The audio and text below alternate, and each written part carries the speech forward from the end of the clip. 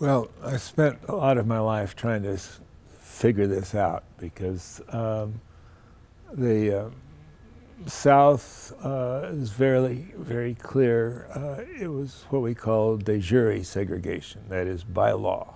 It was, used to tell my classes at Western, what we're doing today was illegal in Kentucky a few years ago because we have black and white in the same institution. It was legally required that blacks and whites attend separate schools, use separate bathrooms, use separate swimming pools. Everything was required to be separate by law.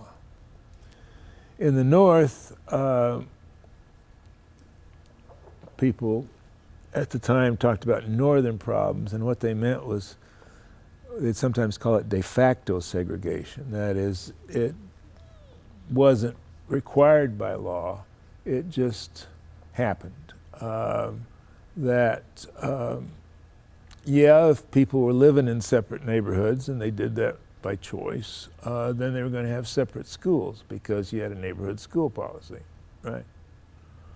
Well, I'm getting ahead of the story. From the 3 years in the church, I returned to the University of Chicago for a PhD program and spent the next few years on that, joined the faculty, and increasingly started teaching about racial justice and trying to figure out what was going on here. And it became increasingly clear that this de jure, it just sort of happened. That's a vast understatement of the situation, that you had policies by the school board that maintained separate schools. As a matter of fact, they said they just were following a neighborhood school policy, but it turns out their neighborhood schools were more segregated than the neighborhoods.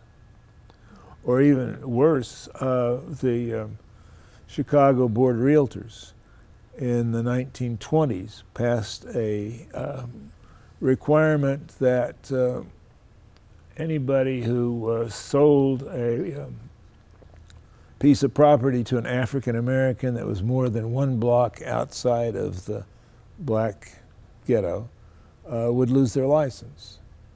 So that realtors were required to maintain the separation.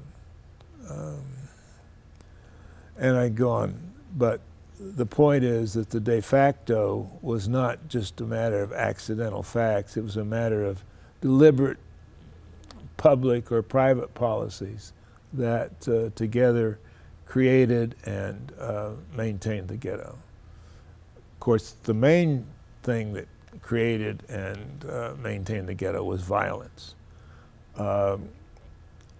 Even when I was there in the 60s and 70s, if you just took a map of Chicago and put a pin where there was a bombing, you would have outlined the edge of the ghetto, that this was a place where somebody had tried to move from a black neighborhood into the adjacent white neighborhood.